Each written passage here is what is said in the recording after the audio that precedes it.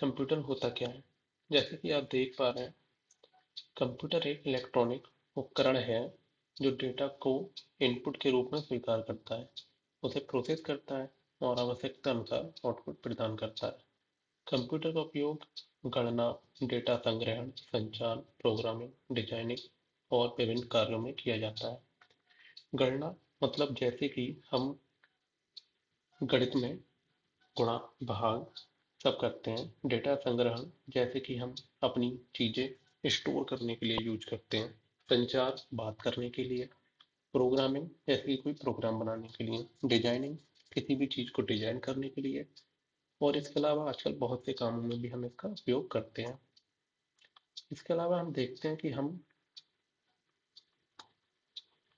क्या क्या देखेंगे यहाँ पे आज। सबसे पहले तो हम कंप्यूटर की फुल फॉर्म देखेंगे, कंप्यूटर का इतिहास देखेंगे और कंप्यूटर की जनरेशन देखेंगे, कैसे कैसे कंप्यूटर बना है। तो कंप्यूटर की जो फुल फॉर्म है, C for common, O for operating, M for machine, P for purposely and U for used for, T for technological, E for education, R for research. Computer का जो इतिहास है, हम उसके बारे में जानते हैं। कंप्यूटर का इतिहास हजारों वर्ष पुराना है। इसकी शुरुआत गणना करने के सरल उपकरणों से हुई थी और आज ये एक शक्तिशाली डिजिटल मशीन बन चुका है। प्राचीन गणना यंत्र, सबसे पहले जो आया था कंप्यूटर वो था अबेकस, जो 3000 ईसा पूर्व आया था। यह पहला गणना यंत्र था। गणना यंत्र मतलब कि हम कैलकुलेशन करते थे।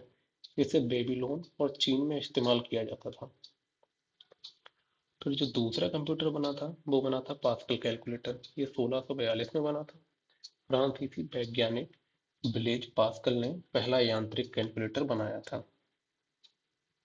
लाइबनिज कैलकुलेटर 1673 जर्मन गणितज्ञ गॉटफ्रीड ने बनाया था, जो जोड़ने, घटाने और गुणा करने के काम आता था।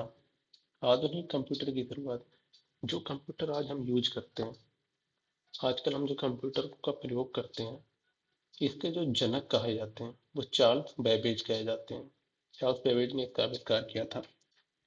और कंप्यूटर डिफरेंस इंजन और एनालिटिकल इंजन का निर्माण किया था। हम इसमें कुछ भी कर सकते हैं। एडा लोवलेस, उन्होंने बेबेज के एनालिटिक इंजन के लिए पहला एल्गोरिदम लिखा और दुनिया की पहली प्रोग्रामर बनी। इन्होंने, चार्ल्स बेबेज का जो कंप्यूटर था उसमें और चीजें ऐड की। इसके अलावा जो कंप्यूटर की जनरेशन है, कंप्यूटर की विकास जो हुआ है, जैसे कि पहले जो कंप्यूटर थे वो बहुत बड़े होते थे, फिर धीरे धीरे धीरे धीरे कंप्यूटर छोटे होते चले गए, तो हमने उसको जनरेशन में रखा है कि पहली पीढ़ी में इस कंप्यूटर में ये चेंजेस हुए, दूसरी पीढ़ी में ये चेंजेस हुए और धीरे धीरे हम कैसे आज इतने छोटे कंप्यूटर पे पहुंचे हैं। इसकी बस कुल 5 जनरेशन था। पहली जनरेशन जो है, प्रथम जनरेशन, फर्स्ट जनरेशन, ये 1940 से 1956 तक थी। दूसरी जो जनरेशन है इसकी वो 1956 से 1963 तक है। और तीसरी जो जनरेशन है वो 1964 से 1971 तक है। चौथी जनरेशन 1971 से लेके आज तक है। और जो पांचवी जनरेशन है, ये आज का जो टाइम है, इसके भविष्य में जितने भी चेंजेस हो गए कंप्यूटर में, ये सारे पांचवी जनरेशन में ही रखे गए हैं। जो फर्स्ट जनरेशन है उसकी जो विशेषताएं हैं, ये जो कंप्यूटर है इनमें वैक्यूम ट्यूब पर ये आधारित थे। ये बहुत बड़े और बहुत भारी होते थे। इनका जो चलाते थे हम, तो ये बहुत धीरे धीरे चलते थे, स्लो चलते थे, इनकी प्रोसेसिंग बहुत स्लो थी। और जब इनमें वैक्यूम ट्यूब थी तो ये बहुत बड़े थे। इसकी वजह से बिजली भी बहुत खाते थे। इसका जो हम यूज करते थे, उपयोग करते थे, वो केवल गणना यानी कि कैलकुलेशन करने के लिए यूज करते थे। और इसमें मशीन लैंग्वेज का यूज होता था। जैसे कि पहला जो कंप्यूटर था, सबसे पहला फर्स्ट जनरेशन का, उसको NEA कहते हैं, electronic numerical integrator and computer, इसकी फुल फॉर्म है। और जो दूसरा है वो EDBA की है, electronic discrete variable automatic computer. तीसरा यूनिवैक है, ये यूनिवर्सल ऑटोमेटिक कंप्यूटर है। इसके अलावा जो लाभ थे पहली जनरेशन में, वो था गणना करने में क्षमता प्राप्त हुई, यानी कि कैलकुलेशन हम कर सकते थे, बड़ी बड़ी कैलकुलेशन। और गणितियों के साथ में हम वैज्ञानिक कार्य भी कर सकते थे। और ये डिजिटल कंप्यूटर था जो पूर्ण रूप से तैयार हुआ था पहला। लेकिन इसके जो कुछ नुकसान भी थे। नुकसान में ये बिजली की बहुत खपत करता था, और जब बहुत बड़ी मशीन है बिजली बहुत ज्यादा ले रही है तो ये गर्मी भी बहुत उत्पन्न करते थे। इसकी जो गति थी, कार्य करने की गति भी धीमी थी, और आकार में बहुत बड़े होते थे और भारी होते थे। दूसरी पीढ़ी के जो कंप्यूटर थे, इनमें हमने वैक्यूम ट्यूब से ट्रांजिस्टर पे आ गए थे। ट्रांजिस्टर छोटे होते हैं और इसका साइज भी छोटा हो गया था। तो जैसे कि यहाँ पे लिखा है, ट्रांजिस्टर का उपयोग किया गया, असेंबली लैंग्वेज का उपयोग किया गया, और फर्स्ट जनरेशन में मशीन लैंग्वेज का यूज हुआ था। वैक्यूम ट्यूब की तुलना में थोड़े छोटे थे, अधिक विश्वसनीय थे, बिजली की खपत कम करते थे। उदाहरण इसका IBM 1401 है, IBM 7090 और CDC 1604 है।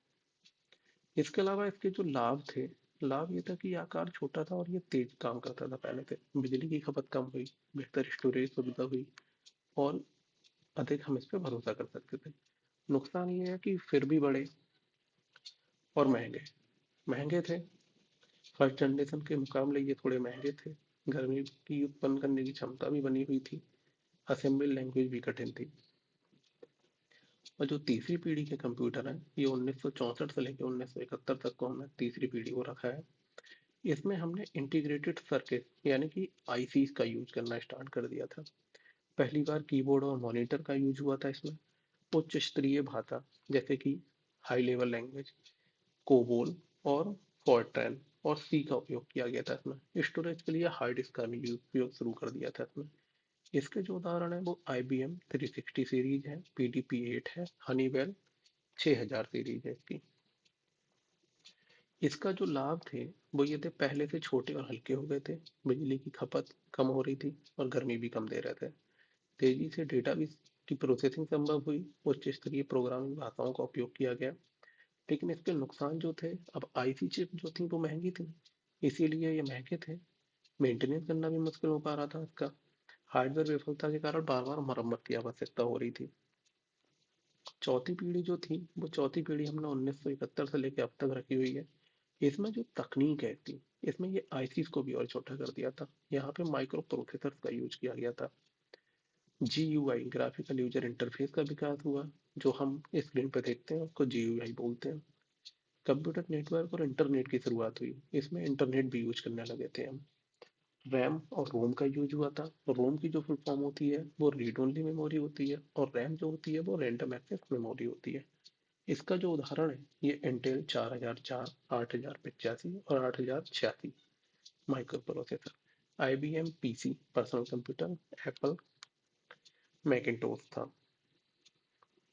इसके अलावा जो इसके लाभ है, यह है माइक्रो प्रोसेसर से कंप्यूटर का आकार और कम हुआ। यानी कि हमने जब इसमें माइक्रो प्रोसेसर यूज किया तो इसका आकार और छोटा हो गया, स्पीड भी बढ़ गई, स्टोरेज भी बढ़ी और कार्य क्षमता भी बढ़ी। इंटरनेट और नेटवर्किंग भी करना संभव हुआ। ऑपरेटिंग सिस्टम का यूज हुआ, ऑपरेटिंग सिस्टम जैसे कि विंडो विंडो का उपयोग करना स्टार्ट हुआ। इसके जो नुकसान थे वो ये थे, कंप्यूटर वायरस और साइबर अपराध बढ़े। नया नया आया था तो सब कुछ हो रहा था इसमें। उच्च तकनीकी ज्ञान की आवश्यकता थी, क्योंकि बहुत ज़्यादा चीज़ें चेंज हो चुकी थी, पहले के लोग यूज नहीं कर पा रहे थे। इसीलिए इसमें इसको हमने नुकसान में रखा है। कंप्यूटर पर अधिक निर्भरता के कारण शारीरिक समस्याएं भी बढ़ी। और हम देखते हैं पंचम पीढ़ी, यानी कि वर्तमान में जो चल रही है, यहाँ पे हम लोग AI का यूज करने लगे। आर्टिफिशियल इंटेलिजेंस, इसको हिंदी में कृत्रिम बुद्धिमत्ता कहते हैं। क्वांटम कंप्यूटिंग का उपयोग हुआ इसमें, और मशीन लर्निंग और डीप लर्निंग का उपयोग हुआ। क्लाउड कंप्यूटिंग और सुपर कंप्यूटिंग का विकास हुआ। मशीन लर्निंग ये है, जैसे कि हम देखते हैं आजकल हम यूज कर रहे हैं चीज़ें, तो हमारा मोबाइल उसी से रिलेटेड चीज़ें दिखाने लगता है। ये मशीन लर्निंग और डीप लर्निंग होती है। क्लाउड कंप्यूटिंग और सुपर कंप्यूटिंग, ये क्लाउड मतलब कि हम थोड़ा अपना डेटा अब ऑनलाइन रख सकते हैं बहुत सारा। सुपर कंप्यूटिंग की बहुत फास्ट हो गया सब कुछ। बस यही है कि फायदे पांचवी पीढ़ी के, और धीरे धीरे ये चेंज होती जा रही है, तो भविष्य में और भी इसमें चीजें आती रहेंगी। इसमें जो लाभ ये है कि मशीनें अब खुद ब खुद सोच सकती हैं और निर्णय ले सकती हैं। सुपर सुपर कंप्यूटर के कारण बड़ी मात्रा में डेटा को तुरंत प्रोसेस किया जा सकता है। रोबोटिक्स, और आजकल जैसे रोबोटिक्स, मेडिकल, अंतरिक्ष में भी हम इसका यूज करने लगे हैं। क्लाउड और इंटरनेट ऑफ थिंग्स में भी इसका यूज बढ़ा है। लेकिन नुकसान ये है कि उच्च लागत। अगर आप क्लाउड पे अपना डेटा रखेंगे, यानी कि अपना डेटा ऑनलाइन रखेंगे, तो उसके लिए आपको पैसे पे करने पड़ते हैं। कुछ ही स्पेस है जो आपको फ्री मिलता है, उसके अलावा आपको पैसे पे करने पड़ते हैं। इसीलिए ये थोड़ा उच्च लागत वाला है, और हर थोड़ा सा कठिन भी है, इसीलिए जटिलता में भी रखा है। मशीनों की जैसे अगर हम रोबोटिक्स का ज़्यादा यूज करेंगे, ज़्यादा से ज़्यादा, तो जो मानवों का जो इंसान है, इंसान के काम करने को लेकर थोड़ी दिक्कत पैदा होगी। इसके अलावा साइबर सुरक्षा और प्राइवेट डेटा प्राइवेसी की समस्या है। अगर हमारा डेटा ऑनलाइन है तो जाहिर सी बात है जो भी चीज़ ऑनलाइन है वो पूरी तरह से सुरक्षित नहीं है, इसलिए साइबर अपराध भी बढ़े हैं। बस